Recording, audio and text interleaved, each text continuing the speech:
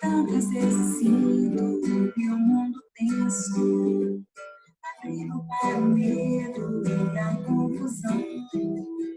Procure não achar tranquilidade, perdido no deserto de uma solidão. Como paro pela estrada de Damasco, encontro tantas pedras a me atropelar. Vivo sem frente às dificuldades, e ao Senhor começo a perguntar: o que farei para mudar o meu destino? O que farei para conseguir ficar em paz? O que farei para encontrar felicidade? O que farei para entender sua vontade? Atitudes de amor para com seu irmão. Seja onde for, abra o seu coração. Fazer da caridade uma bandeira de luz. O caminho certo é seguir Jesus. Atitudes de amor para com seu irmão. Seja onde for, abra o seu coração. Fazer da caridade uma bandeira de luz. O caminho certo é seguir Jesus. O que farei? Atitudes de amor. O que farei? Abre seu coração. O que farei? Caridade é amor. O que farei? O caminho é Jesus. Atitudes de amor para com seu irmão. Seja onde for, abra o seu coração. Da caridade, uma bandeira de luz. O caminho certo é seguir Jesus.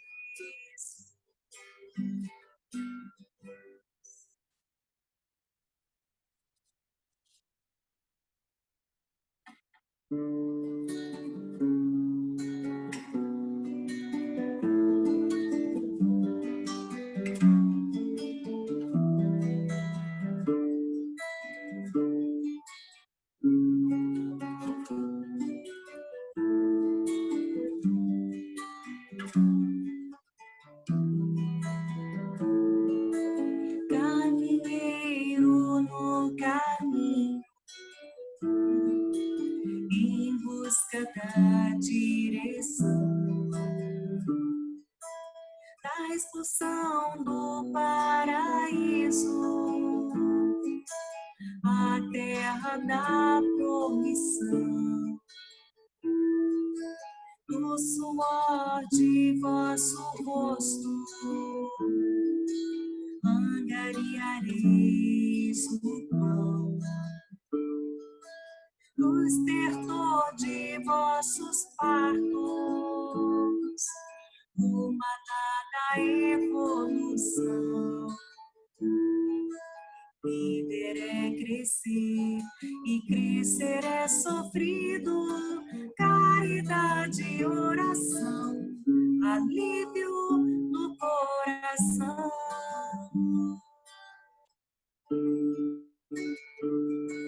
Semeador em meio à dor, vinde a mim.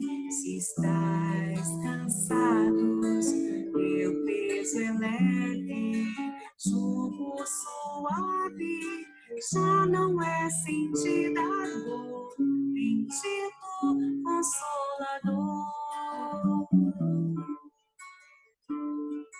Semeador em meio à dor, vinde a mim. Se estás cansados, meu peso é leve, jugo suave, já não é sentida a dor.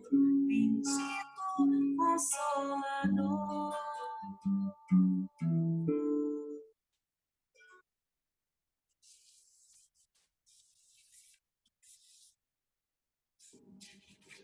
Boa noite a todos. Que voz linda, Zelma. Boa noite. Boa noite. Obrigada. Naquela tarde azul, eu pude te sentir no Monte Galileu, teu chamado eu compreendi. Então meu coração de esperanças palpitou, uma alegria imensa me invadiu, me levantou. Cristo, estou aqui, tão pequenino, a te seguir. Tomo a minha luz e sou fermento do Evangelho de Jesus. Naquela tarde azul, eu pude te sentir no Monte Galileu, teu chamado eu compreendi. Então meu coração de esperanças palpitou, uma alegria imensa me invadiu, me levantou. Cristo, estou aqui, tão pequenino, a te seguir. Tomo a minha luz e sou fermento do Evangelho de Jesus. E sou fermento do Evangelho de Jesus.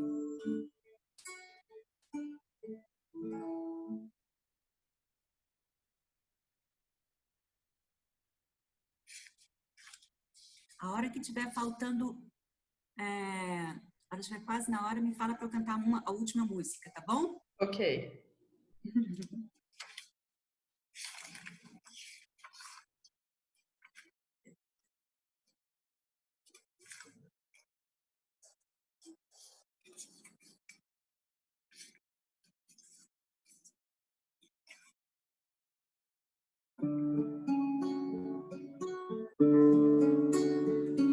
Perdoa,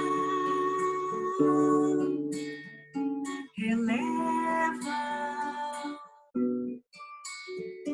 não durma antes que seu coração perceba e sinta toda a paz de quem já faz esforço para enxergar no inimigo,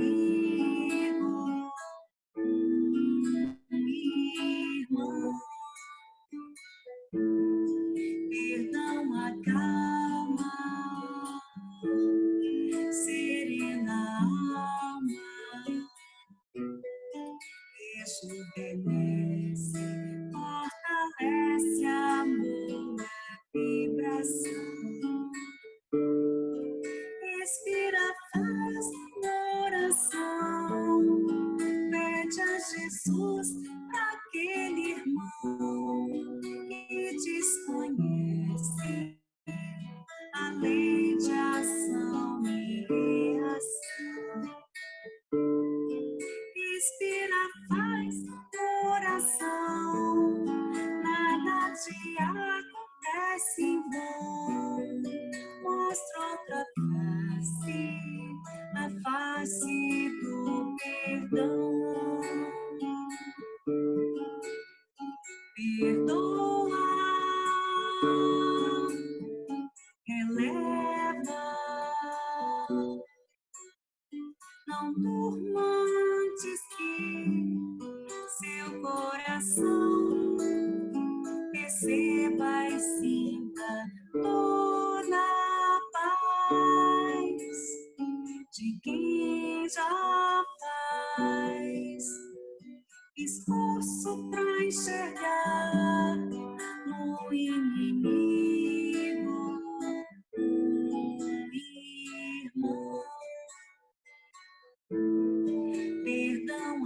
alma, serena alma, rejuvenesce, fortalece a boa vibração. Inspira, faz oração, pede a Jesus para aquele irmão que desconhece a lei de ação e reação.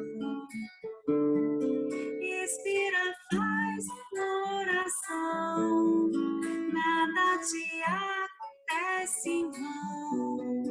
Mostra outra face, a face do perdão. Mostra outra face, a face do perdão. Mas acho que dá mais duas músicas. A próxima e a que você falou que seria a última.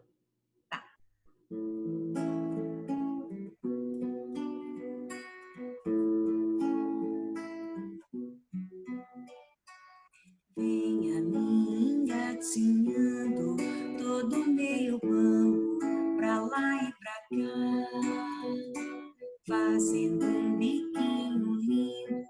Não fala, mas pensa, eu quero papai. E mergulho meio ébrio, de tanto encanto cá dentro de mim. Quem será essa pessoa? De onde veio ela? Veio com que fim? Será um antigo amigo que vem do passado me reencontrar? Ou ainda um inimigo que vem pra comigo tudo resgatar? E me esqueço até da vida, viajo pro outro mundo, questionando em vão. A cegonha, essa danada, me trouxe de cara uma interrogação. Que me estende os seus bracinhos, ternos e meiguinhos, dizendo papai. O que foi de nada importa, ceifada a horta, do passado está. Me sorri com dois dentinhos e com seu dedinho me aponta o nariz. Eu de riso encantado, digo assim de lado, Deus, o que é que eu fiz? Baixo a luz, encosto a porta, olho em volta. Tarde, filho, me abençoa, pro papai nada.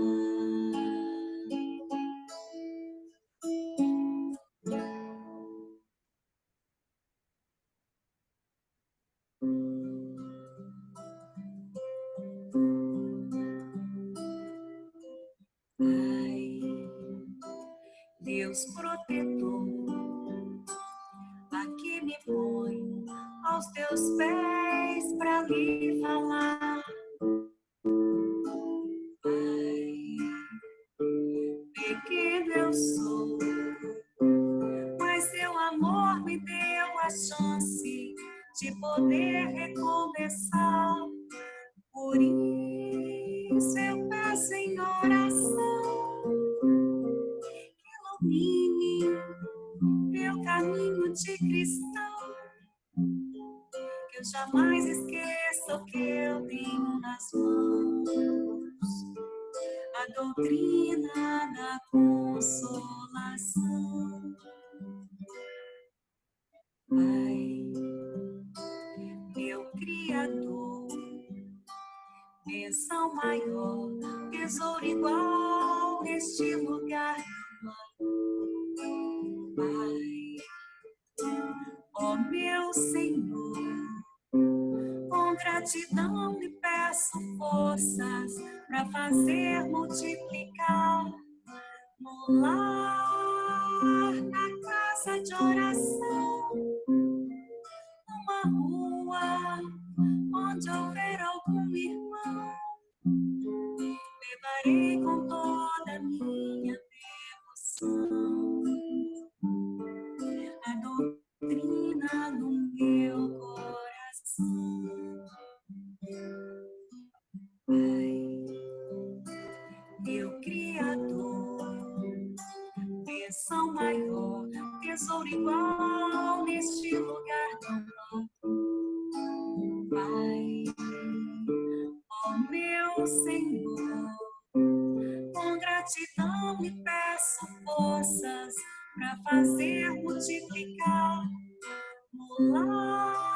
a casa de oração, numa rua onde houver algum irmão.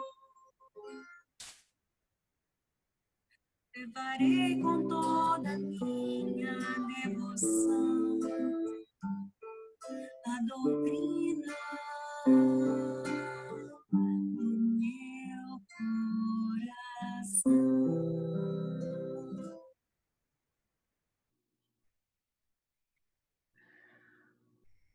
Certíssimo.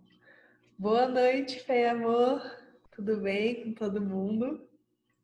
Chegamos Boa à noite. quarta com muita alegria no coração, porque no caso é a 24ª. A 24ª que estamos aqui, semana a semana, juntos, reunidos, com conteúdo de qualidade, com pessoas incríveis. Então a gente está muito feliz pro encontro de hoje. Nossa parte de harmonização musical.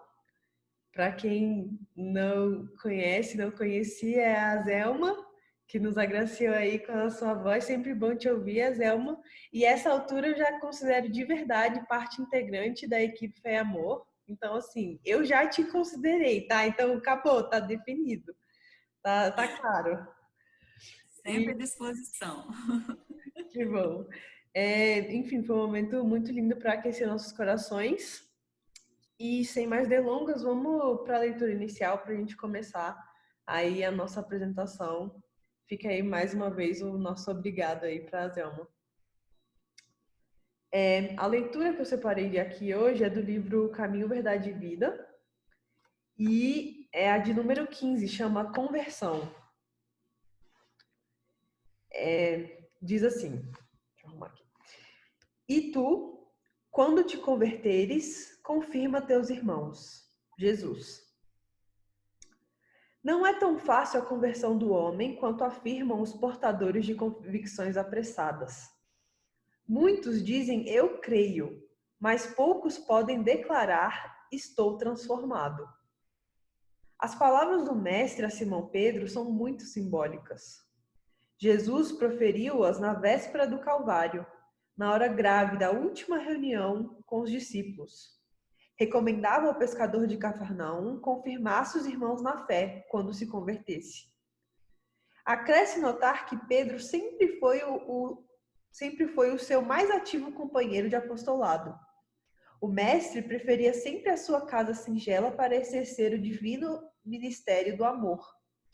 Durante 3 anos sucessivos, Simão presenciou acontecimentos assombrosos. Viu leprosos limpos, cegos que voltaram a ver, loucos que recuperavam a razão, deslumbrara-se com a visão do Messias transfigurado no Tabor, assistir à saída de Lázaro da escuridão do sepulcro, e, no entanto, ainda não estava convertido.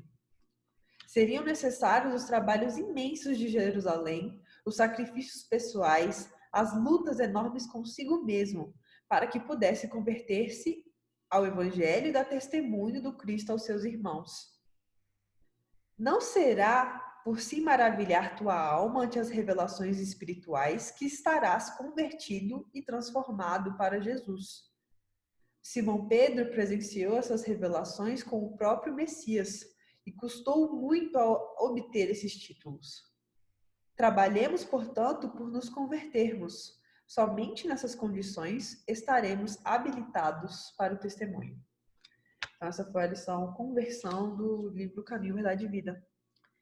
E agora a gente queria convidar o Aristides, que está aqui para fazer a prece inicial para a gente. Só ativar seu microfone, Aristides. Foi. Ok. Boa noite a todos. Prazer em rever a todos. Então, com o pensamento elevado ao mais alto, vamos nos sintonizar ao mais alto, ao nosso Pai. Deus, nosso Pai, Deus Todo-Poderoso, soberano em bondade e justiça, Jesus, nosso divino amigo, nosso mestre, nosso caminho, nossa verdade, nossa vida. Agradecemos mais um dia de oportunidade para os nossos estudos. Agradecemos a saúde, a harmonia íntima que nos permite estarmos reunidos. Agradecemos por esse dia de trabalho, ou dia com os nossos familiares, nossos entes queridos. Agradecemos pelo sol de dia, pelo frio, pela noite maravilhosa que se inicia. Agradecemos, Senhor Jesus, pela oportunidade de te conhecer melhor nessa encarnação, através da nossa querida doutrina espírita. Que as suas bênçãos, Senhor, sejam em nosso ambiente, seja em nossos corações, em nossas mentes, e que possamos, com o pensamento elevado, abrirmos nossas mentes, nossos corações para compreender o melhor da lição de hoje. Agradecemos, Senhor, por todas essas oportunidades que nos são dadas e que suas bênçãos, Senhor, nos renove sempre os ânimos, as forças para seguirmos em frente quanto à nossa renovação íntima. Que a gente possa, Senhor, no dia a dia, ganharmos sempre ensejos novos para vivenciar a sua doutrina libertadora. Amém. Obrigada, Aristides. Então, gente, hoje quem vai trazer uma reflexão bem bacana para a gente é a Patrícia, da AME Planalto. Ela já esteve aqui com a gente no início nessa nossa jornada virtual. E hoje ela está aqui de novo para falar sobre um tema bem legal, que é autodescobrimento, uma busca anterior. Que é essa nossa reflexão que vai marcar o nosso 20º encontro. E a gente espera que a Patrícia seja muito feliz na reflexão de hoje. Muito obrigada, Heloísa. Boa noite a todos vocês. Para a gente da AME Planalto, para mim, é uma satisfação poder estar aqui, né, para mais um encontro com vocês. Como a Heloísa lembrou aí, né, são 20 encontros, então que bom saber, né, que o Centro Pai Amor está aí perseverando, né, e conseguindo manter seus estudos, né, mantendo os trabalhos da casa, assim como tantas outras casas aí também estão nessa luta, né. E para a gente, acho que é um afago, na minha experiência também, além desse grupo que vocês estão se encontrando aí, né, tem outros tantos, e levam essa harmonia para nossa casa, né? Todo mundo em isolamento, mas assim, mesmo sem essa presença física, a gente se sente acolhido, se sente amparado, isso é muito bom. Né? Eu queria aproveitar assim, essa oportunidade da AME Planalto estar presente aqui com vocês e fazer um convite. Né? A AME Planalto ela também não ficou parada nesse período do isolamento, e a gente tem feito nas nossas redes sociais um programa chamado Momento Família. Esse programa ele é mais direcionado, coordenado, né, pela Márcia Leon, que vocês já conhecem, e a Suzele, que é outra membro da AME Planalto, assim como o Felipe, que é o nosso ortopedista, estão fazendo uma série de entrevistas com profissionais da área médica e de saúde, falando sobre a família. Então, tem entrevistas muito interessantes. Quem quiser se interessar, né, acompanhe lá nas redes sociais da AME Planalto. E eu queria pedir licença também para apresentar para vocês aqui um convite. Posso compartilhar minha tela, né, Luiz? Sim, por favor. Aqui ainda está que eu estou desabilitado. Veja se conseguem colocar como co-host. Só um instante. É um convite que eu quero apresentar para vocês do Seminário da Família que vai acontecer. Acho que agora. Ó, esse daqui é o seminário, né, nacional, é o Seminário da Família, que acontece sempre uma organização da AME Brasil, e é a Semana Nacional da Família, que esse ano, por conta dessa coisa presencial, né, na verdade ele é um encontro, né, de 2 dias, mas com essa coisa de não podermos nos ver presencialmente, virou uma Semana Nacional. Então, vai ser de dia 16 até o dia 22 de agosto, com essa transmissão pelas redes da AME Brasil, tanto no Facebook quanto no YouTube, né? E pela FEB TV também. Então, fica o convite de vocês, e eu vou mostrar aqui uma figura que vocês já conhecem, que é o doutor Daniel, né? Ele vai fazer um convite. Deixa eu ver se vocês vão ouvir o áudio aqui, tá? Vamos ver. Estão ouvindo? Não, na verdade não. Não? Gente, deixa eu ver. Ah, deixa eu ver se eu faço assim, ó. Deixa vocês vão ouvir agora. Bom dia a todos que acompanham as redes sociais da Brasil, entidades parceiras. Eu sou Daniel Gonçalves, médico psiquiatra. Estão ouvindo? Eu não estou vendo vocês. Sim, sim. Da Uniplanalto de Brasília. É que eu não tô. Ah, agora eu estou vendo vocês. Vocês estão conseguindo ouvir, não? Tá um pouquinho baixo, mas dá para ouvir. Eu vou deixar então isso daqui. Vou deixar para eu apresentar para vocês mesmo. Para ver a carinha deles que vocês bem conhecem. Mas esse programa, né, vai acontecer do dia 16 até o dia 22. Vai começar com o Alberto Almeida e terminar com ele. No dia 16 é o final de semana, né? É um pouquinho mais cedo, vai ser a partir das 17 horas. E dia de semana sempre vai ser às 20. Tem toda a programação aí na rede, né? Vocês estão convidados. Vai ser uma alegria poder participarem, né? A gente vai estar aberto às perguntas também nas redes, então fiquem à vontade, né? Bom, vamos falar então um pouquinho hoje, né? O tema, como a Heloísa lembrou, é o autodescobrimento, uma busca interior. Né? A obra de Joana, a série psicológica, são 17 livros, né? 17 títulos. E esse livro, O Autodescobrimento, uma busca interior, é o 7º volume. Ele foi escrito em 95. Né? Os estudos da obra de Joana de Ângeles, tem muitos grupos que já realizam, né? Os estudos da obra da série psicológica. Tem o grupo que está ligado à Mansão do Caminho, né, com o Divaldo Franco, que é composto pela Cláudia, pelo Cláudio e pela Iris Sinotti, assim como o Marlon Requidal e o Gelson Luiz Roberto, né, que é da AME Brasil. Esse grupo que funciona lá já tem obras publicadas, né, sistematizando os estudos da obra. E, além disso, o Gelson Luiz, né, ele também, que é parte da AME Brasil, e da AMERGS, né, da AME Rio Grande do Sul, ele também realiza esses estudos na AME de lá e a nível nacional pela AME Brasil. E aqui em Brasília, além de grupos em vários centros espíritas, nós temos o grupo da FEB agora, né, da qual a AME Planalto se orgulha em fazer parte, né, como essa iniciativa.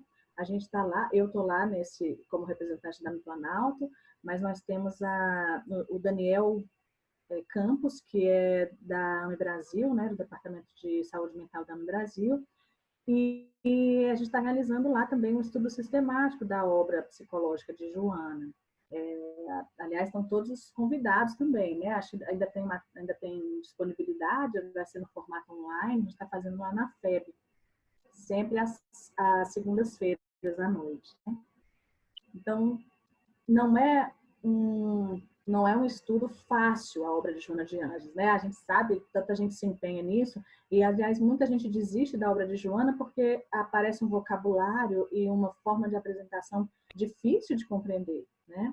E eu gosto de pensar que, na verdade, não é Joana de Ângeles que é difícil, é a gente que ainda não chegou lá, né? Porque Joana já transcendeu muito, né? Até o vocabulário, a rebuscagem, como ela apresenta tudo, é notável, né? Então, eu vou tentar aqui resumir um pouco para vocês essa obra, O Autodescobrimento. Fica o convite para a leitura, que é um livro gostoso, muito prático.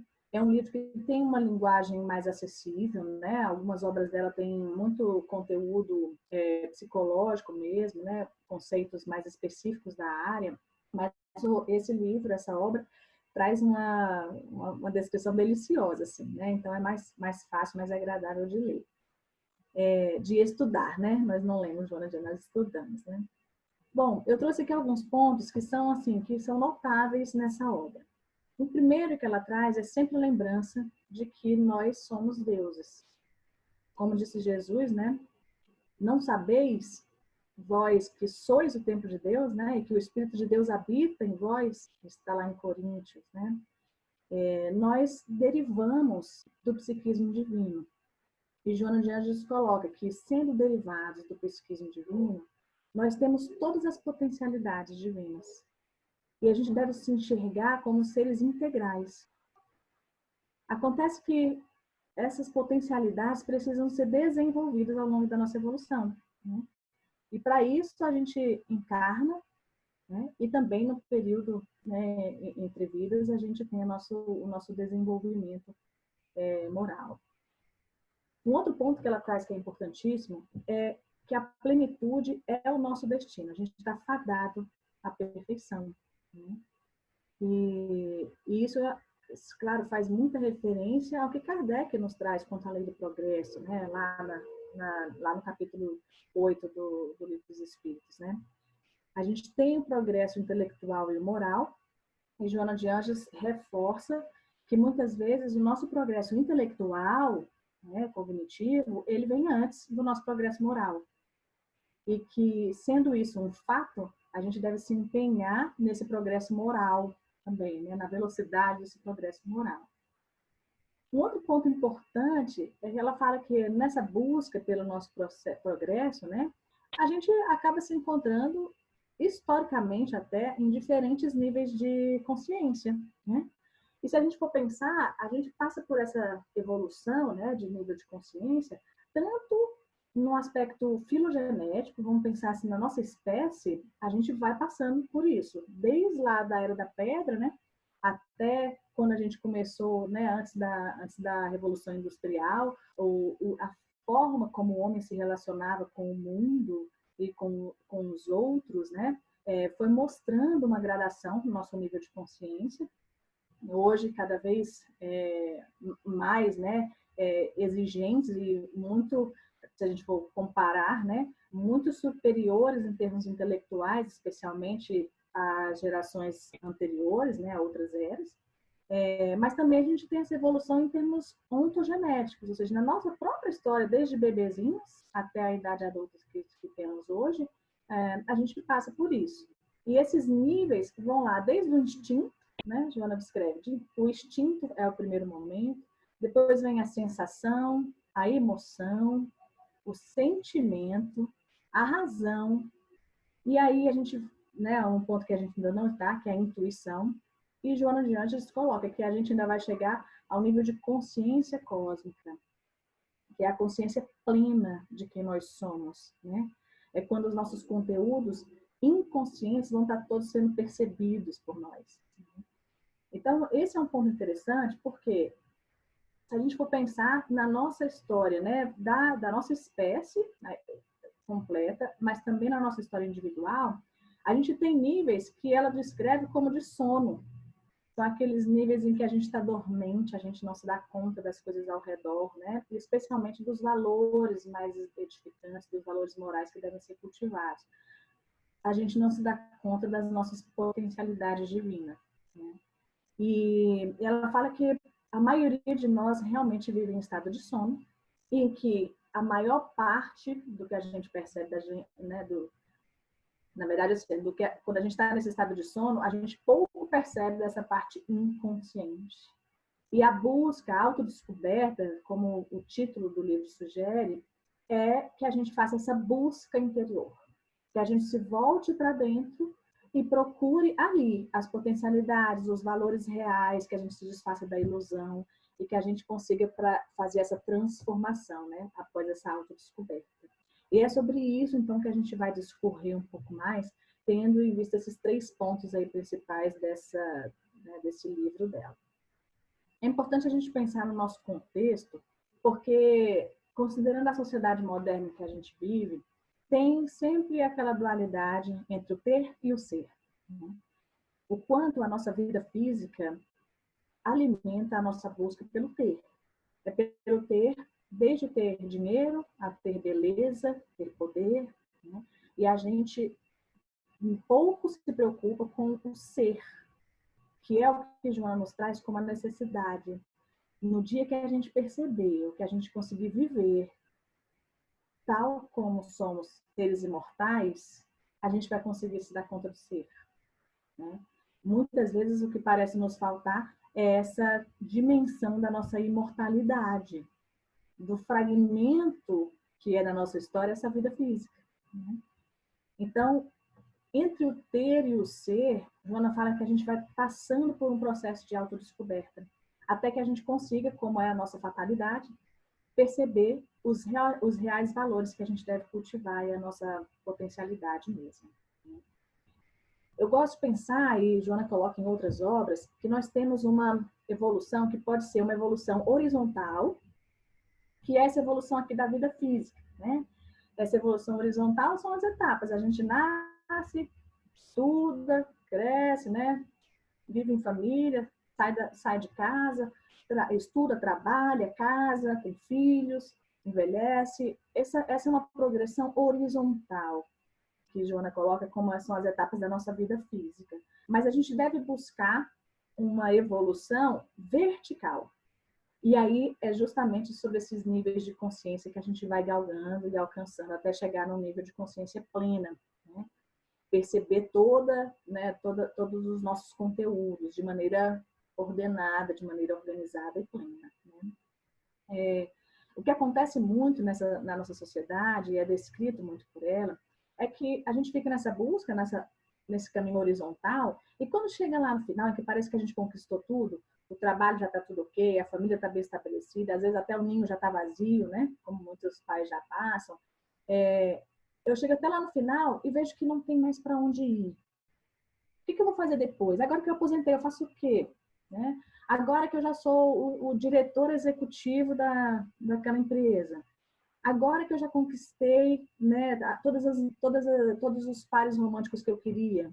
Agora que eu já consegui os imóveis que eu pretendia. Nessa busca pelo ter, a gente chega num ponto que parece o pico. E a partir dali, se dá conta do vazio existencial. E Joana coloca que esse contato com o vazio existencial deprime. É quando o indivíduo vê que aquilo tudo que ele teve, que ele alcançou, que ele tem, em termos materiais, não cobre, não apaga o vazio existencial. E ela fala que o vazio existencial é a falta de contato com esses valores reais. É a inconsciência de quem a gente realmente é, do que a gente está aqui para fazer, quais são as nossas tarefas no mundo, né, como seres encarnados. E ela fala que, assim, isso pode virar um ciclo, porque a gente vai, alcança tudo, deprime, aí a gente deprime e pensa que a gente tem que retomar, a gente tem que se autossuperar. Só que essa autossuperação exige esse autodescobrimento, exige um movimento interno que a gente não está disposto. Aí o que a gente faz? Retoma de novo a busca pelo ter. Então agora eu vou ter outra coisa. Agora que eu aposentei, quer saber? Eu vou para a praia, eu vou comprar o carro que eu sempre tive vontade, eu vou passar o tempo viajando, né? E aí é o ter de novo. E vai entrar no ciclo novamente, porque o vazio existencial vai permanecer. Então, Joana fala que a gente tem que pensar em como nessa sociedade moderna, diante de toda essa busca pelo ter, a gente deve se preocupar com o ser, né? A gente pode ver vários exemplos disso, né? As pessoas, quantas histórias a gente ouve de pessoas que são famosas, que têm, né, conquistas aí que são reconhecidas amplamente, e que de repente deprimem, encontram no suicídio uma fuga, né? São histórias que vocês com certeza já ouviram, né? Histórias de vida que retratam aí esse mecanismo que ela descreve. E um ponto que ela fala é assim, a gente não deveria deixar essas conquistas verticais para depois. E o que a gente faz muitas vezes é deixar ou para quando a gente envelhecer, né? Tipo assim, vou fazer meu trabalho voluntário, depois que eu me aposentar, eu começo a fazer meu trabalho voluntário, depois que eu me aposentar, eu vou me dedicar a umas leituras, a uma religião, como se precisasse esperar até aquele final, né, daquela etapa. Ou a gente deixa também para quando a gente é surpreendido por uma doença, não é verdade? Tem um acidente, uma doença séria, algo que debilita a gente, que dá um susto. Então, depois daquele sacode, a gente fala, opa, né? Esse é um sinal de Deus. Vou começar a olhar para mim, vou me preocupar com outras coisas. E aí a gente tem essa mudança meio ali na marra, né? Então, o que a gente deve se preocupar com essa evolução vertical antes que a gente seja surpreendido por essas intempéries, né? E nessa busca do autodescobrimento, ela fala como é curioso que a gente busca alguns mecanismos, né? Por exemplo, muitas pessoas procuram um guru, o mestre, né? Alguém que vai ser um guia espiritual para essa autodescoberta. E Joana fala com muito cuidado, ela fala que isso é uma transferência de responsabilidade. É como se a gente transferisse a responsabilidade dessa autodescoberta para aquele ser, homem como nós, que está direcionando a nossa evolução espiritual. Quando a gente pensa nisso, ela até fala, né? Quantas vezes a gente, nessa busca pelos guias espirituais, a gente entra em longas meditações, em posições específicas para meditação, a gente entra em isolamento social, e ela fala sobre como isso não é necessário para essa busca. E como essa atribuição, portanto, da responsabilidade para esse ser, ela não vai, porque o nosso mecanismo, né, a autodescoberta, é um processo intransferível. A gente não pode deixar nas mãos dos outros, né? E aí eu trouxe até aqui, lembrando, né, enquanto estava preparando, eu lembrei da lição do livro da pergunta, né, do livro dos Espíritos, a pergunta 657, em que Kardec pergunta assim: os homens que se consagram à vida contemplativa, não fazendo nenhum mal e só pensando em Deus, têm perante ele algum mérito? Perante Deus algum mérito? E uma parte da resposta é assim: quem passa todo o tempo na meditação e na contemplação, nada faz de meritório aos olhos de Deus, porque vive uma vida toda pessoal e inútil à humanidade, e Deus lhe pedirá contas do bem que não houver feito. Então, aqui condiz muito com o que a Joana vai falar mais à frente da necessidade do trabalho. É no convívio com os outros, é no convívio com a nossa família, com a nossa sociedade, que a gente vai encontrar os nossos mecanismos de evolução, não é verdade? Então, o isolamento social, pouca contribuição tem para essa nossa descoberta. Outra forma, além do guru, é a gente procurar psicoterapia, né? Aí está aqui a psicóloga para falar que, né, vai falar assim, vai todo mundo procurar psicólogo, né? Nessa busca. A gente tem que tomar cuidado para não transferir também para o psicólogo, né? Muitas vezes, o psicólogo ele vai trazer mecanismos, assim, vai ajudar a desenvolver estratégias que vão tirar aquelas bengalas emocionais. Mas muitas vezes, e aí na minha experiência no consultório eu vejo isso também, muitas vezes a gente acaba criando uma dependência em relação ao psicólogo. Então, o psicólogo deve fazer um desmame disso, né? O psicólogo que está atento a esse mecanismo vai conseguir desfazer essa vinculação, né, essa dependência, sem se tornar a própria bengala emocional do outro, né? Então, é também um cuidado disso, porque se a gente puder se preocupar, né, que o psicólogo vai também ser responsável por toda a minha mudança, é da mesma maneira uma transferência de responsabilidade. Então, ela fala que entre guru, psicoterapeuta, né, a gente deve fazer um mergulho em nós mesmos. Esse mergulho em nós mesmos de autodescoberta é o mais difícil. E aí eu até lembrei aqui enquanto eu estava fazendo, tem uma parábola no livro Jesus no Lar, Visita da Verdade. Eu não me lembro o número, mas é esse o título, né? E Jesus conta para os apóstolos, num dos encontros, ele conta assim, que encontrava-se um homem numa caverna, envolvido naquela escuridão, num ambiente fétido, pútrido, num ambiente, né, de tristeza, de profundo desespero. E ele clamava a Deus: Senhor Deus, me tira dessa caverna, me tira desse ambiente, me salva. E Deus, na sua bondade, mandou para ele a fé. Quando mandou a fé, ele deu um respiro, enxugou um pouco as lágrimas, considerou que havia, né, que deveria confiar em Deus e que ia superar aquilo. Mas, num breve momento, ele cedeu de novo às reclamações, ao medo, e engajou de novo ali, olhando ao redor naquela caverna. Deus, muito cuidadoso, ouvindo o clamor do homem, mandou a esperança. Mandando a esperança, ele deu um respiro de novo, ficou numa expectativa de mudança e tentou estabelecer consigo uma posição de otimismo, mas durou pouco, novamente entrou nas reclamações, no sofrimento. E assim foi até que Deus mandou para ele a caridade. Da mesma maneira, foi só um breve suspiro, o homem mergulhou de novo na reclamação. E como último recurso, Deus mandou para ele a verdade. E mandando a verdade para ele, o homem se mostrou assustado. Recebendo a visita da verdade, ele olhou ao redor e viu que ele mesmo provocava toda aquela escuridão ao redor e todo aquele ambiente fétido, aquele ambiente pessimista, era ele mesmo o responsável. E ele se esquivou daquela verdade, foi procurar outro canto para se esconder, porque onde se fez luz ele não aguentou ficar. Então ele procurou outro buraco, outra caverna para se esconder. E Jesus fala sobre isso, né, sobre como é importante a gente considerar que quando a verdade vem, a gente vê que a responsabilidade está em nós mesmos. Então, como esse processo de autodescobrimento é intransferível, é pessoal, né? E por isso esse mergulho na gente mesmo é muito difícil, porque a gente vai entrar em contato com a nossa sombra, com os nossos complexos, né, com todas as nossas dificuldades, aquilo que a gente nega em nós mesmos, né? E até mesmo aquelas coisas que a gente fez, insiste em esquecer, né? Mas que fazem parte de quem a gente é hoje. Então, tendo isso em vista, a Joana faz uma proposta que é olhar, primeiro, olhar para a importância da reencarnação. A reencarnação como oportunidade para a gente. A reencarnação é a condição que a gente tem para reparar os nossos erros, mas também é a forma de corrigir e aprimorar aquelas nossas tendências mais superiores também, né?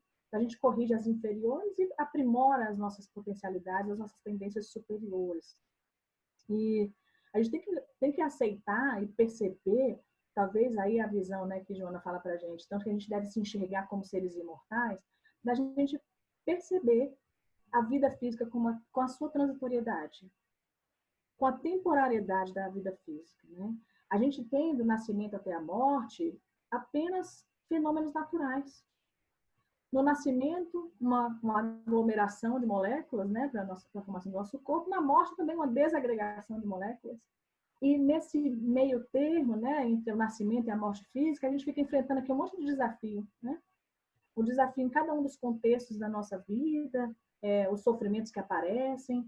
Então, Joana vai destrinchando isso, e até fica uma sugestão de uma outra obra dela, que é do Vida, Desafios e Soluções, que é um livro também delicioso. E ela fala sobre esses desafios, sobre como a gente enfrenta cada um ao longo da nossa vida, né? No autodescobrimento, ela fala muito sobre a família, sobre como a nossa convivência em família, que aí já, né, como ficou o convite aí para o seminário para vocês, família, oficina de almas, né, o nosso celeiro de bênçãos. A nossa família é a primeira escola que a gente tem aqui na Terra, né, de aprendizado. E ela fala sobre como na infância, desde a infância até a idade adulta, a gente vai experimentando desafios no convívio em família. Na infância, primeiro, tem um ponto que é a nossa recordação das vidas passadas, né? A gente já sabe que na criança, até pelo menos até os 7 anos, né, é muito comum essas recordações das vidas passadas. E ela fala sobre como isso parece muito natural para a criança. E, então, o papel dos pais é de mostrar a nova realidade que a criança está inserida. Nós carregamos, na nossa infância, todos os conteúdos inconscientes e eles ficam ali aflorando de forma mais natural para a gente nesse período até os 7 anos, né? Que até coincide com o processo de milenização do cérebro, né? Que depois se finaliza na criança até os 7 anos. Essas recordações, elas podem ser modificadas, não, podem ser ressignificadas, né, conforme já naquele período da primeira infância, os pais mostram um ambiente de amor, de confiança, um ambiente estável, e isso é muito favorável para a criança. É quando a criança vai começar a perceber que a ligação dela com aqueles pais ali não é a mesma daquelas vivências pretéritas, né? E a gente já sabe também da influência da psicosfera da mãe, na nossa, né, a interferência disso na nossa vida durante o período intrauterino, né? Joana de Anjos fala sobre como essa psicosfera da mãe e todas as emoções que estão ligadas ali durante a gravidez afetam aquela criança que vai nascer. E ela traz um trecho, eu queria citar aqui para vocês, no Amor, esse não é no Autodescobrimento, é no livro Amor, Imbatível Amor, na página 46, ela fala o seguinte: é na infância que se fixam em profundidade os acontecimentos. Aliás, desde antes, na vida intrauterina, quando o ser faz-se participante do futuro grupo familiar em que renascerá. E a gente já sabe disso, a descrição toda, como o André Luiz já coloca para a gente, né? De como esse planejamento reencarnatório é complexo.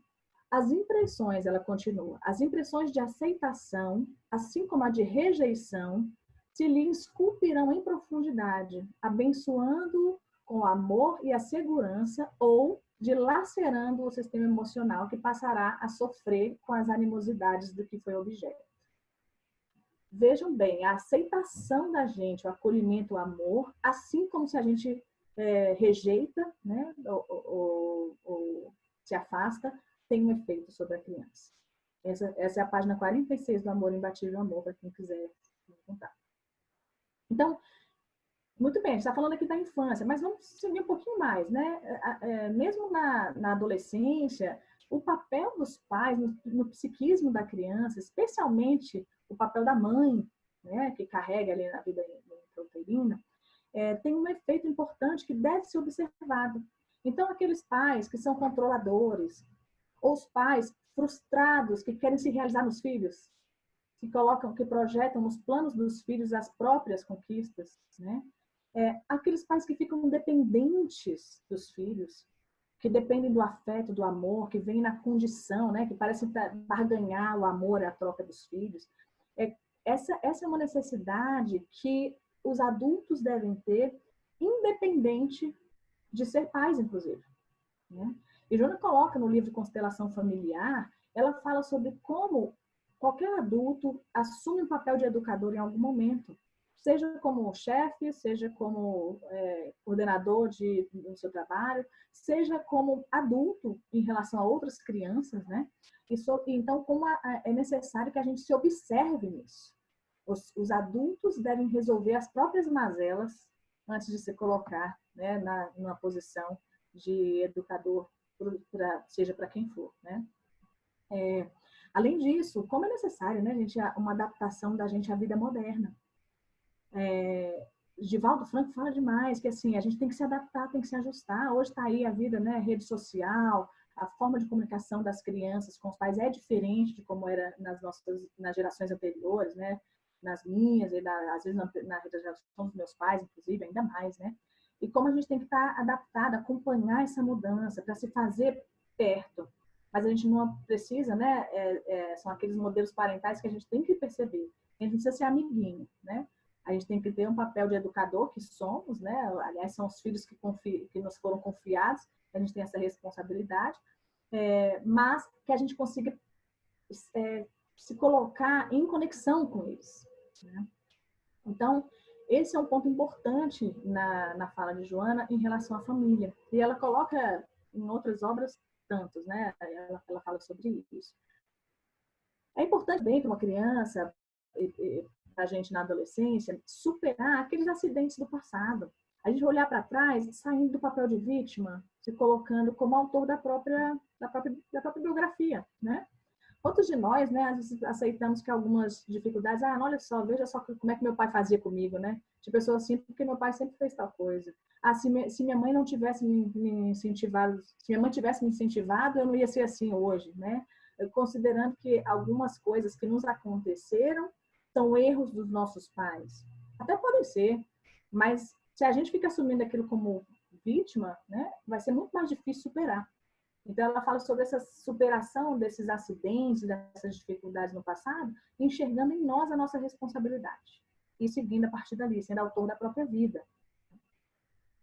Além disso, quantas falsas memórias uma criança pode apresentar, né? Quando a gente pensa o que a gente cria com base no relato dos outros. Acho que a gente faz isso até como adulto, né? A gente acaba assim, é uma história que alguém contou pra gente, que lembrou, e aí você cria uma memória que não é verdadeira sobre aquele fato. E Joana fala sobre como é importante a gente se desconectar dessas falsas memórias, da gente lidar com os fatos que são agora e não ficar preso nesse passado. Aliás, o mecanismo da depressão, na psicologia, a gente sabe, né? A depressão é essa conexão intensa que a gente tem com o passado. Assim como a ansiedade, a gente se colocar lá na frente, né? Lá no futuro, e a gente nunca está no aqui e agora. Então, como é importante a gente poder estar no momento, né? E viver o momento.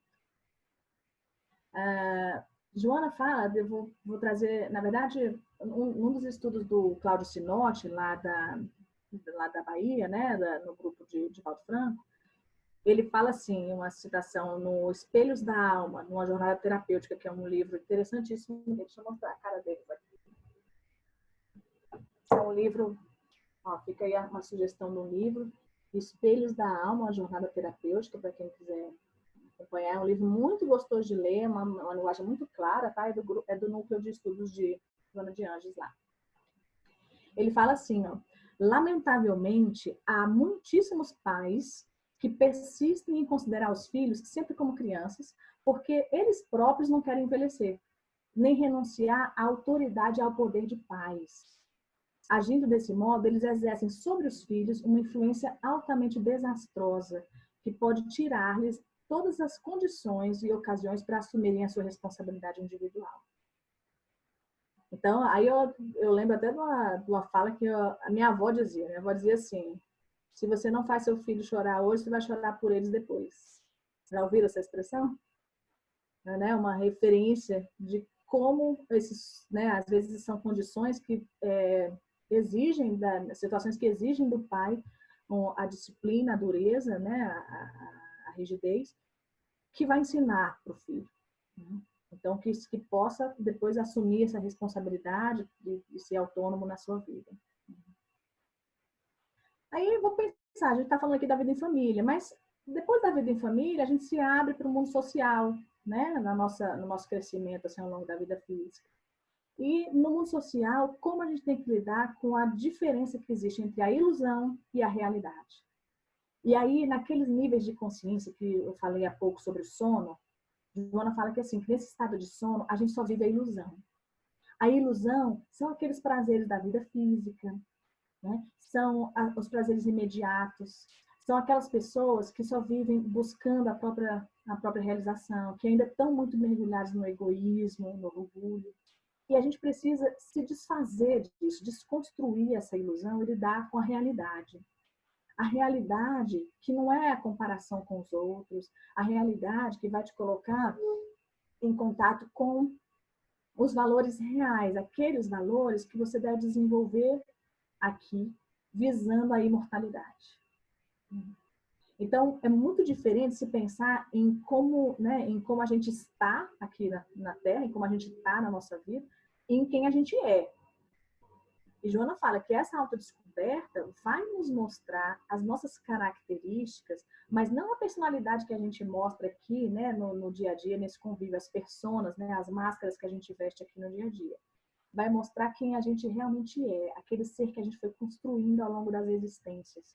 E que com as experiências de encarnação após encarnação, a gente foi construindo e moldando. Né? Então, nessa vida social, a gente vai lidar nos desafios com os vícios, com os condicionamentos, com aquelas dificuldades, né, de deixar para trás os velhos hábitos, porque a gente está aqui encarnado e é assim mesmo. E tem condicionamentos que são muito além dessa vida, né, que já vem de muito antes. Então, nessa luta para vencer esses vícios, a gente pode desenvolver muitos transtornos emocionais, transtornos de comportamento. Isso porque a gente tem uma baixíssima tolerância à frustração. A gente tem a necessidade de que as coisas aconteçam na hora, que sejam imediatas, a gente tem pressa, né? A geração dos pequenos hoje, então, né, tem mais pressa ainda. Nunca viram internet de escada, né? Só viram Wi-Fi. Então, assim, fica angustiado se o negócio demora a abrir um pouco, né? Fica angustiado se a comida não está lá na hora, se não é fast food, se, né, você tem que preparar. Então, toda uma geração que está sendo treinada a ter as coisas rápidas e prontas, né? E isso só vai alimentar a nossa dificuldade para lidar com as frustrações. Né? E isso, quando Joana coloca sobre esses vícios, né, ela fala do vício em relação ao poder, ao sexo, em relação aos alimentos. Nesse período de isolamento, quantos de nós, né, está colocando o alimento, a comida, como um papel importante, né? A gente busca escapatórias, né, no nosso dia a dia, e ou alimento, ou sexo, poder, alguma coisa entra no lugar. Então a gente deve ficar atento para isso. E ela fala que, além dessa vida social, a gente também vai lidar com essas questões financeiras, né, da vida. Quantas vezes, né, a gente vai encontrar dificuldade vai ter dificuldade para encontrar um emprego, para manter uma vida financeira, para pagar as próprias contas, para manter o pão em casa, né? E tem aquela diferença, né, entre os ricos e os pobres. Por que de nós, né? A gente já sabe que não existe injustiça, então a gente sabe, como bem nos lembra, né, a resposta à pergunta do Allan Kardec, aliás, no Evangelho segundo o Espiritismo, né, acho que é no capítulo 16, sobre não se deve servir, né, não se pode servir a Deus e a Mamon, né? Nesse capítulo tem um trecho que é o seguinte, deixa eu até ler para vocês aqui. Fala assim: há ricos e pobres, porque sendo Deus justo como é, a cada um prescreve trabalhar a seu turno. A pobreza é para os que sofrem a prova da paciência e da resignação. E a riqueza é para os outros a prova da caridade e da abnegação. Na verdade, tudo é prova. A riqueza também é, né? Mas que a gente deve, nesses desafios aí da vida, lidando com o dinheiro, lidando com as dificuldades, as adversidades, a gente deve pensar não no que nos está sendo emprestado agora, porque o dinheiro é só um empréstimo, né? O dinheiro transita, vai de mão em mão, mas o que a gente faz com ele é que pode ser, que deve ser relevado, né? Então, que a gente possa também, nesses desafios financeiros, enxergar quem a gente é, não quem a gente está, né? E Joana ainda fala sobre um outro ponto nessa dinâmica da vida aí, são os relacionamentos interpessoais. Aí a gente entra tanto nas relações de amizade, né, que a gente desenvolve ao longo da vida, mas também as relações amorosas. E Joana fala sobre como, aliás, ela fala muito sobre a transpessoalidade na série psicológica dela, né? Então, nós nos afetamos uns aos outros. Aqui eu estou falando com vocês, tem muito além da minha voz, da minha fala, do meu gesto, tem muito além do que eu estou vendo aqui nos olhinhos de vocês, né? Concordando ou não, olhando e tal. É muito além, porque a gente troca o que não é visto. A gente está magnetizando aqui, né? A gente tem uma troca de energia que não é perceptível aos nossos olhos. E essa atmosfera influencia as nossas ações, influencia as nossas relações. E aí vou trazer uma situação, uma citação aqui para vocês, que é de uma outra obra de Joana. Joana, no livro Encontro com a Paz e a Saúde, na página 223. Olha só o que ela coloca.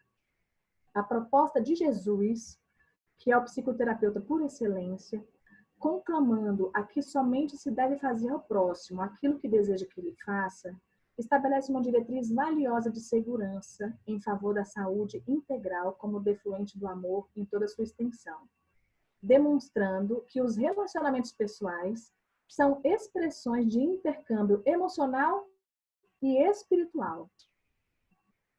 Aqui é a base da transpessoalidade que permeia toda a obra psicológica de Joana. E como a gente deve ficar atento nessa troca que a gente tem o tempo inteiro. Aí, gente, não dá para esquecer de Emmanuel, né? Pensamento e vida. E a gente ficar lembrando que o tanto que nosso pensamento tem poder, tem força, e o quanto que ele determina a nossa psicosfera, a nossa saúde física e a nossa saúde mental, né? A nossa saúde emocional. Então, vamos ficar atentos, vigiando e orando. Aí, veja só, eu até separei essa parte, porque, veja, na citação bíblica, em Mateus, está lá, vigiai e orai. Gente, não é orai e vigiai. Vigiai primeiro. Vigiai e orai para que não entreis em tentação, não é? A gente está com o espírito pronto, mas o corpo é fraco, né? Aliás, tem lá, né? Na verdade, o espírito está pronto, mas a carne é fraca. Então, que a gente possa vigiar antes. Vigiar é ficar atenta a esse nosso pensamento, né? Como a gente pode modificar o nosso padrão vibracional. E depois a gente reza a Deus para manter isso, né? A gente ora a Deus para perseverar nessa proposta e seguir. A gente pensa também nessas relações interpessoais, como às vezes na nossa relação amorosa, a gente considera a paixão ao invés de o amor. Hoje os estudos na psicologia já estão super avançados, né? Mostram como a paixão a duração, né? Aos que estudam a paixão, que falam inclusive da duração dela, dos mecanismos que tem na paixão. Tem estudo mostrando que a paixão dura 2 anos, você acredita? Por isso que hoje o povo casa, né? Casa em 6 meses, tem filho em 1 ano, aí separa em 2 anos, que acabou a paixão. Né? Imagina. A paixão dura pouco mesmo, né? Mas, na verdade, se for pensar, 2 anos é muito. Né? É muita coisa. Dá tempo de fazer muita coisa. Ainda mais com a sociedade imediatista que a gente está, né? E a gente tem que pregar pelo amor. Pelo amor, não aquele amor dependente. Não o amor que exige uma troca, mas o amor doação. O amor que vai permitir que o outro seja quem ele é e a gente possa ser quem a gente é. É um amor que é indulgente, é um amor que é caridoso. É um amor que enxerga o ser espiritual que o outro é. Né? Até eu estava estudando esses dias a programação neurolinguística. Não sei se vocês conhecem, PNL, né? É uma técnica específica que está sendo muito utilizada em terapia. E na programação neurolinguística eles têm uma suposição, uma premissa, que é a seguinte, eles falam, toda pessoa se comporta perfeitamente. E aí ele explica, se comporta perfeitamente porque a gente não faz prova para tirar 7, né? A gente faz prova para tirar 10. A gente não quer ser uma versão qualquer, a gente é a nossa melhor versão. Né? Só que nisso, portanto, a gente deve enxergar que mesmo quando o outro está se comportando de uma maneira que a gente considera inadequada, considera errado, ainda considera inferior à nossa, ele está sendo perfeito.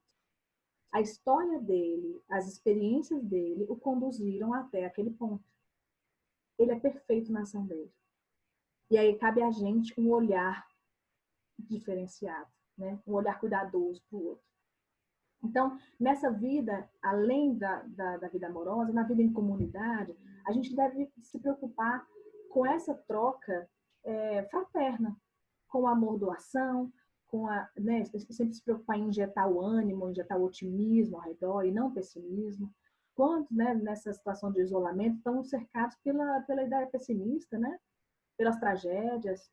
E quantos, inclusive, quando a gente fala de rede social, né, quantos divulgam isso, em vez de espalhar uma notícia boa e espalhar o otimismo, né, e a satisfação, a alegria, não, vão, né, espalham o que é desagradável, o que não vai contribuir para a gente. Então, que a gente possa exercitar essa nossa tarefa aí de tornar o nosso ambiente ao redor, além da nossa família, da nossa vida social, essa comunidade mais ampla mesmo, né? Pensem só no quanto a gente aqui, num estudo salutar, está provocando uma mudança na psicosfera da Terra, né? E quantos, se cada um fizer a sua parte, o quanto a gente vai poder contribuir para essa mudança, né? Então é importante pensar nessa questão da indulgência que a gente pode ter para com o outro. Então a gente falou aqui sobre essa questão da vida, da reencarnação, né? Falamos sobre a reencarnação, a infância, a juventude, né? A vida social, financeira e a interpessoal. Tem outro ponto que ela coloca, que é assim, além de a gente considerar a reencarnação como uma oportunidade, a gente deve enxergar a nossa responsabilidade. Aí entra o seguinte, nessa nossa vida física, a gente tem os adoecimentos, os sofrimentos, e como a gente deve enxergar que o nosso padrão vibracional é determinante para a nossa saúde física. Aliás, tudo que acontece ao corpo, acontece antes ao espírito. Então, nós somos, e Jonas já colocou, e aliás, Emmanuel e André Luiz também, por mais que a gente tenha uma determinação hereditária, uma determinação genética, a manifestação do que vai acontecer no nosso corpo depende do nosso padrão vibracional. A gente pode abrir oportunidades ou não para desenvolvimento dessas doenças. Né? E aí, a doutora Márcia Leão fala muito bem sobre isso, né? Ela e a doutora Arismar falam muito sobre essa questão do adoecimento do nosso corpo em decorrência do nosso padrão vibracional. E aí, de novo, né, gente? Vigiai e orai. Para que a gente possa, né, cuidar do nosso corpo e não deixar que esse adoecimento se mostre no nosso corpo físico. E, bom, diante disso, Joana fala assim, uma questão muito prática. Ela fala, puxa, ela fala sobre um programa de saúde. E ela fala diretrizes bem específicas, instrutivas até, né? Ela fala assim, que a gente deve preservar o corpo do álcool e de outras drogas. Essa é uma diretriz. Que a gente não deve se alimentar de comidas gordurosas e pesadas. Parece até que a gente está falando aqui de... Né? Nem parece que é um livro espírita. E como ela coloca isso, pensar de maneira salutar. Harmonizar o nosso pensamento com a nossa ação. E na psicologia a gente tem uma questão que é interessante. Às vezes, a gente não consegue evitar o pensamento, mas a ação a gente consegue. Então, muitas vezes, mudar a atitude vai levar depois uma mudança de pensamento. E aí, como Emmanuel bem diz pra gente, lá no livro Coragem, a disciplina antecede a espontaneidade. Então, que a gente possa se ajustar nesse comportamento externo e isso ajuda a controlar os nossos pensamentos, né? No lar, cultivar confiança e alegria. Estabelecer com seus filhos e com seus parentes um lar de harmonia, em que o outro se sente confortável e seguro para falar de si, para ser quem ele é, sem julgamento. Usar a conversação como catalisador de ideias e boas aventuranças. Quantas vezes a gente engaja em fofoca, né? Quantas vezes a gente engaja naquela conversa infrutífera, improdutiva? Às vezes a gente nem traz aquilo à tona, mas quando alguém traz, a gente aproveita, né? E aí parece um passatempo. É um passatempo, né? Falar dos outros, falar da lei, falar de amenidades. E quando a gente pode observar e usar essa conversação como boas ideias, como uma produção, né, de boas aventuranças mesmo. Ela ainda fala assim, banir quanto possível as críticas destrutivas. E aí, lá no Evangelho segundo o Espiritismo, quando Allan Kardec pergunta sobre a indulgência, sobre a gente perdoar os outros, né, a resposta é clara para a gente. Da gente ser indulgente e ser mais crítico com a gente do que com os outros, não é isso? Antes a gente fosse mais crítico com a gente do que com os outros. E que a gente possa, aí ela coloca como última recomendação aqui, recorrer à oração e à meditação. Aí, mas olha que interessante. A gente fala de meditação, aí vai aparecer também que a gente vai lá ficar nas posições diferentes, né? Por longas horas meditando. Joana até faz um programa depois de meditação, ela fala assim, que a gente deve começar com pequenos instantes de meditação. E ela fala que a gente primeiro recorre à oração para pedir, para conversar, e depois a meditação vem como resposta. Olha só o que ela coloca no livro Autodescobrimento, lá na página 80.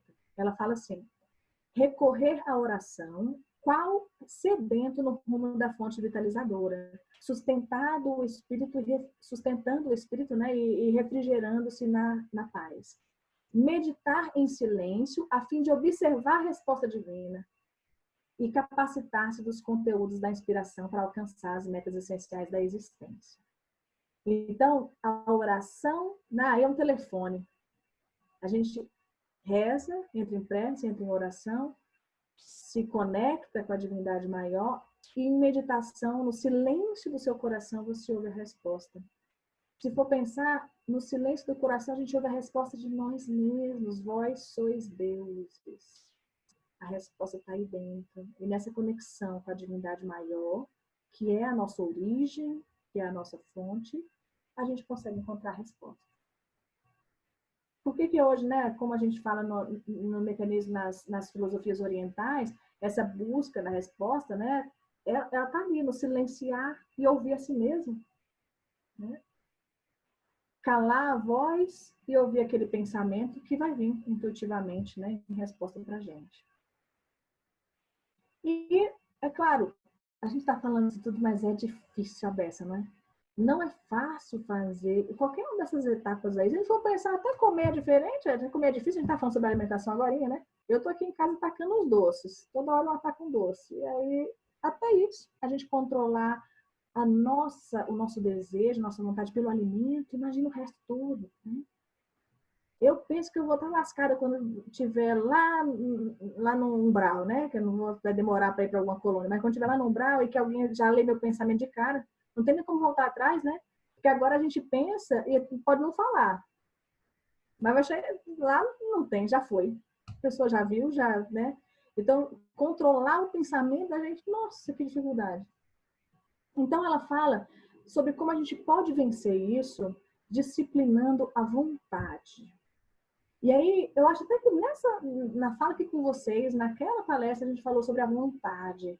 Como Emmanuel explica para a gente que a gente tem todos os departamentos, né, na nossa mente, de execução das tarefas, de cumprir as nossas vontades, de cumprir os nossos desejos, mas a vontade é a que governa tudo. A vontade verdadeira é a que vai guiar a nossa conduta. Então, ela fala, para disciplinar a vontade tem 3 truques. Facinho, né, para Joana de Anjos. Ela fala assim, a paciência, a perseverança e a autoconfiança. A paciência no sentido de entender que as coisas não têm uma resposta imediata. E a gente não pode dar salto na nossa evolução. Nem sempre a resposta vai vir de pronto. O nosso projeto vai terminar ali. A gente precisa ter paciência para entender que às vezes são necessárias várias etapas. A perseverança, no sentido de que a gente deve persistir na continuidade do projeto, insistindo mesmo quando tem falha. Falhou, errou, volta para o ponto onde estava e retoma. Ela fala que o sucesso está naquilo que a gente programa, etapas bem estabelecidas, etapas plausíveis. Nossa, no consultório a gente fala muito sobre isso, sobre como a gente deve encontrar um ambiente seguro para a gente fazer essa mudança. Um ambiente seguro quer dizer aquela tarefa que eu tenho chance de conseguir sucesso. Se está difícil para mim ler um livro, ler uma obra de Joana de Anjos, um livro dela, eu não consigo ler inteira. Nossa, não tem como, é fácil ler 150 páginas. Mas eu consigo ler 5? Eu consigo ler 10? Eu consigo ler por 10 minutos? As propostas podem vir planejadas em etapas, sem saltos, sem pressa. E aí, a autoconfiança, que é a terceira ponta. A autoconfiança, que é, conforme você vai tendo sucesso nessas pequenas etapas do processo, você vai estabelecendo uma autoconfiança. A certeza de que você é capaz daquilo. E de que você pode seguir em frente. E aquilo vai se retroalimentando. E Joana coloca bem, a cada pequena conquista que a gente tem, a gente vai se motivando ainda mais. E essa alegria de viver, que vai sendo estabelecida pelas conquistas, dos valores mais edificantes, vai nos alimentando. E assim a gente fica autoconfiante, a ponto de perseverar nessa caminhada. E é um exercício difícil. É um exercício muito difícil. Acho que, assim, para todos nós, né? Cada um tem o que é mais desafiador para si. Mas Joana coloca no livro, na página 90, ela fala assim: somente aqueles que se libertam e amam, após atravessarem as dificuldades e ultrapassarem as metas iniciais do processo terrestre, veja só o que a gente falou há pouco, né, desse processo vertical, horizontal, social, familiar, pessoal, permanecendo voltados para o bem geral e transformados interiormente, assim como iluminados pela chama da imortalidade, nela mergulhados pela própria causalidade, vão fruir para a plenitude, que é a nossa meta essencial. Então, tendo ultrapassado as dificuldades, os desafios aí da nossa vida física, iluminados pela chama da imortalidade, cientes dos seres imortais que somos, a gente consegue chegar lá, mergulhado nessa própria, né, na própria busca, vamos encontrar essa plenitude, que é a nossa meta. É o nosso fardo, né? É a nossa fatalidade. E isso me deixa muito esperançosa, porque eu penso assim, né? Se a gente está aqui nessa luta, mas a certeza de que eu vou chegar lá, vamos errar, voltar, ter paciência, perseverar, autoconfiar, para a gente conseguir seguir essa luta, né? A gente tem, sim, pessoas em degraus diferentes, que a gente possa olhar para o próximo, para aquele que está lá na frente, talvez pedir a mão, e para aquele que está aqui atrás estender, né? Vamos juntos, vamos seguir, sem saltos, sem pressa, com equilíbrio, né? Com saúde. E, para finalizar, eu trouxe aqui para vocês uma fala ainda de Joana, nessa página 72. Ela fala assim: diante de um equívoco, de um fracasso, entesoure-se a experiência e recomece-se o tentando. A realidade profunda jaz sob a personalidade do ser em trânsito, ainda mergulhado na ilusão, a um passo certamente da decisão de conquistar e ser feliz, de conquistar a realidade e ser feliz. Então, que possamos, mesmo mergulhados aqui na ilusão, mesmo na nossa busca do ter, que a gente possa dar esse passo, né? Mergulhar nessa autodescoberta e ter sempre a fé, a esperança, né, que Deus é conosco e que a gente pode vencer as nossas dificuldades, encontrando em nós mesmos essas respostas também. Eu agradeço imensamente a atenção de vocês. Espero que a gente possa discutir ainda um pouquinho aqui, né, nesse tempo, trocar uma ideia. Vai ser um prazer a gente conversar. Muito obrigada. Certamente, com certeza. Obrigada, Patrícia, foi muito legal. Esse resumo precioso sobre esse livro, que teve, assim, acho que várias reflexões sobre, e agora a gente queria ouvir de todo mundo, né? Alguém gostaria de falar alguma coisa, um comentário, um elogio, uma dúvida? Fui só eu que bombei no checklist lá das diretrizes da Joana? Alguém mais quer compartilhar? Enfim. Aquele checklist está perigoso para a gente. Tá aberta a palavra. Por favor, Steve. Primeiramente, gostaria de cumprimentar a Patrícia, né, pela sua explanação muito boa, né? Eu queria perguntar aqui para ela o seguinte, tirar uma dúvida, né? A partir do momento que a pessoa investe na busca, né, no estudo do seu autoconhecimento, e vai que ele descobre alguns defeitos, né, algumas limitações, né, vai que descobre, né? A gente adquiriu, a partir desse momento, um comprometimento para a nossa renovação, pelo menos gradativa? Aristides, você diz assim, obrigada pela participação, né? Você diz que a partir do momento que a gente descobre, a gente se compromete com a mudança? É isso? É isso mesmo. E o passo dessa auto-observação, né, é o primeiro passo para essa autotransformação, né? A gente se observa, a gente nota, percebe as coisas que a gente tem de falhas, as dificuldades, as nossas sombras, a gente reconhece as nossas sombras. No conceito de Joana de Anjos, que ela se baseia muito nos estudos de Jung, né? O Jung, que é o representante aí da escola da análise da psicologia analítica, né? O Jung, ele fala que a sombra, a gente vai ficar em contato direto com essa sombra. A sombra é aquela parte de nós que a gente não quer enxergar, que a gente insiste em abafar porque a gente considera que são os nossos defeitos, que são coisas que em nós desagrada. Então, a partir do momento que a gente olha, como você falou, eu olhei, vi o defeito, vi a sombra, aí é um ponto, porque essa sombra, depois que ela é vista, uma vez que se lança luz sobre ela, você vai lidar com ela. Né? Aliás, a gente ouve sombra por isso, né? Porque tem luz e o que está atrás é só sombra. É difícil lidar com o que a gente não vê. Mas a partir do momento que a gente vê, aquilo gera uma necessidade de transformação. E Jung coloca que o nosso self, que é o nosso espírito, né, que é o ser real, essa busca é inevitável. Então, quando ele descobrir, quando o nosso ser descobre aquela parte que a gente quer negar, a gente vai ficar trabalhando. E isso vem, sabe como? Joana coloca, isso vem em sonho, vem no simbolismo, né, do sonho, vem no simbolismo que a gente, vem nas projeções que a gente faz uns com os outros. Aí você está negando seu defeito, aí você pega e começa a ver o defeito no outro.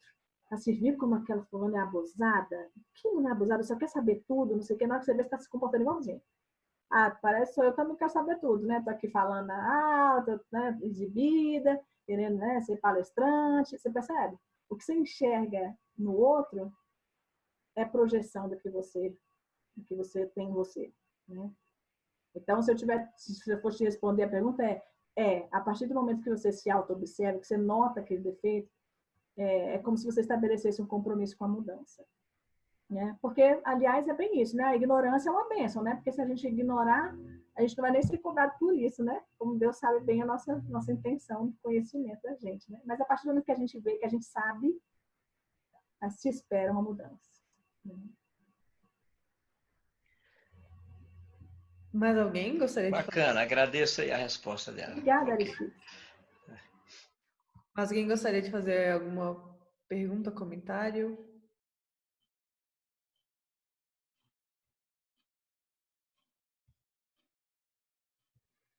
Tá todo mundo de bem com a sombra, É. né? Patrícia, Ah, Oi, Paulo. tudo bem? Tudo bem. Mais uma vez, obrigado aí pela sua presença conosco. Né? Obrigada a vocês pelo convite. Patrícia, só colocando aqui uma coisinha assim para a gente olhar de um ponto de vista prático. Você colocou aqui a evolução em dois vetores, o vetor horizontal para os bens perecíveis, bens materiais, vamos falar assim, e o vetor vertical, essa evolução do vetor vertical para os bens espirituais. Né? E falando de uma forma prática, você acha que a combinação, a resultante desses dois vetores é o caminho que a gente precisa trilhar e qual o meio mais prático da gente fazer isso, assim? Aí eu penso sim, Paulo, que a combinação disso é o ideal, né? Porque a gente está encarnado.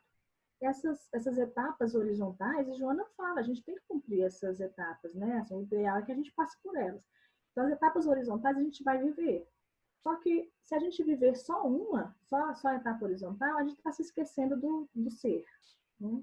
Então, o ideal é que, aliás, até tem uma imagem que é interessante, que é assim, ela coloca esses vetores, né? A evolução da consciência e no eixo horizontal a nossa transitoriedade na Terra, ela coloca justamente o caminho do meio, né? Essa diagonal que vai ser o encontro dos dois. Então, assim, eu penso como você e Joana responderia que sim, que o ideal é essa combinação, a gente combinar as duas evoluções aí. Que é também um exercício, né? Uma tarefa, né, Paulo? Tá certo. Não podemos correr da vida material, né? A gente não tá livre dela, né? Um ermitão, né? Mas também não achar que a vida se resume às coisas que a gente só consegue ver com os olhos, né? Seria mais ou menos. Tá aí, eu penso assim também. Coisa boa. gente, mais uma vez, Patrícia, muito obrigada. Obrigada a vocês, gente. Foi uma satisfação, uma alegria estar com vocês aqui. E, assim, como sempre, né, sei lá, a gente já estabeleceu essa relação legal, dá para ver pelos rostinhos de todo mundo, satisfeitos, felizes, aprendendo um pouco mais com o que você veio trazer para a gente. Então, já firmamos aqui um próximo encontro, seja virtual, seja presencial, já está firmada aqui a parceria. Quando quiserem, vai ser um prazer para a gente. Perfeito. E, gente, antes de passar para a prece final, então eu queria agradecer a presença de todo mundo. Não só hoje, ao longo dos nossos 20 encontros, nessa nossa jornada desse ano de 2020. Então, a gente sempre fica muito feliz com a presença de todo mundo. E, enfim, né, a continuidade, né? Dando continuidade aos trabalhos da nossa querida casa. E, sendo assim, queria convidar a tia Leila para fazer a prece final. Só ativar o microfone. Opa, eu acabei desativando sem querer, desculpa. Ativa mais uma vez. Não. Aí, sim. Agora deu? Foi. Tá me ouvindo? Sim. Direitinho? Todos escutam, né? Então, nós queremos agradecer a presença da Patrícia, das palavras esclarecedoras, né, dentro da doutrina, dos conhecimentos que ela tem, dentro daquilo que ela pode nos oferecer, e cada dia a gente aprendeu um pouco mais. E agradecemos a Elô, você, Elô, pela sua boa vontade, pelo seu amor, né, a esta causa aí de trazer para nós esses estudos e dar boa noite e o abraço a todo mundo que participa do grupo. Então, vamos unir, né, os nossos pensamentos para agradecer a Deus, Senhor de nossas vidas, a Jesus, nosso irmão maior e grande servidor. Agradecemos as bênçãos de cada dia, essa doutrina maravilhosa que nos faz crescer cada dia mais, trazendo o esclarecimento do conhecimento de nós mesmos, do autodescobrimento e lutando para vencer a nós mesmos, vencer os nossos defeitos e chegar à perfeição plena. Que os nossos anjos guardiães nos ajudem a vencer, a buscar as atitudes no bem, da fraternidade, do amor, da confiança, da fé, do amor ao próximo, como Jesus nos ensinara. E assim lembramos de todos aqueles que sofrem no momento tão difícil de provas que atravessamos, que possa vir do alto as bolhas de luzes, as gotículas de cura, de paciência, de aprendizado para todos nós. E que possamos render graças a essa oportunidade de estarmos passando, vivenciando tudo isso para o nosso crescimento moral e espiritual. Obrigada, Jesus, mais uma vez, e que possamos, em cada dia de nossas vidas, buscar a alegria, a renovação de nós mesmos. Obrigada, Senhor, e ser conosco agora e sempre, e que assim seja.